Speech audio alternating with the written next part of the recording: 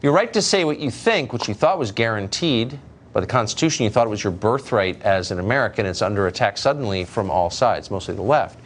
Big tech has recently taken the lead in suppressing free expression, but they're not alone.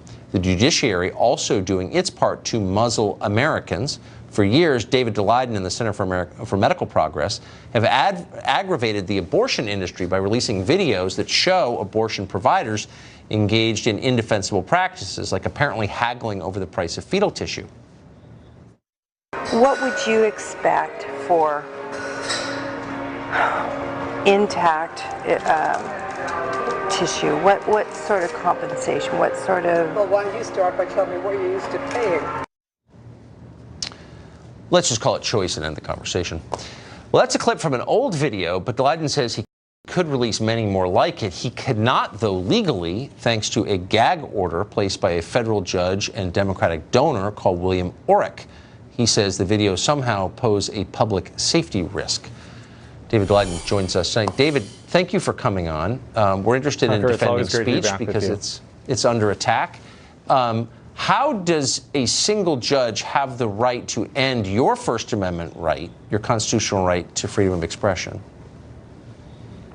He doesn't, Tucker, and that's what's so blatantly unconstitutional about the gag order that Judge William Orrick, at the behest of his friends at Planned Parenthood and the National Abortion Federation, has issued against me and the Center for Medical Progress against releasing the further extensive undercover videotapes that we have of top-level Planned Parenthood abortion doctors and executives networking at the National Abortion Federation's annual meetings. These are some of the biggest abortion trade shows in America that happen every single year.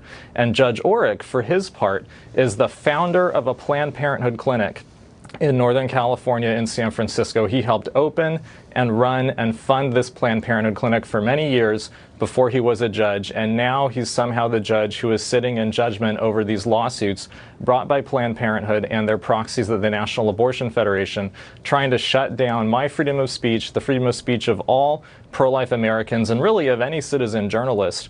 These are some of the most damning and incriminating videotapes that we ever recorded undercover, and they're being held back right now by this biased federal judge in San Francisco.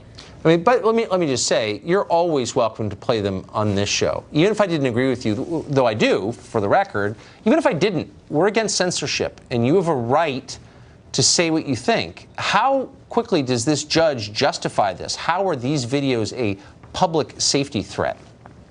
Sure.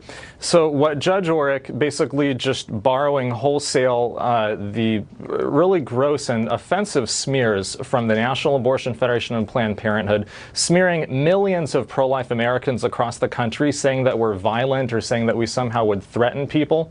Keep in mind, in the past 3 years, CMP has never released a single videotape that has called for harm to anyone.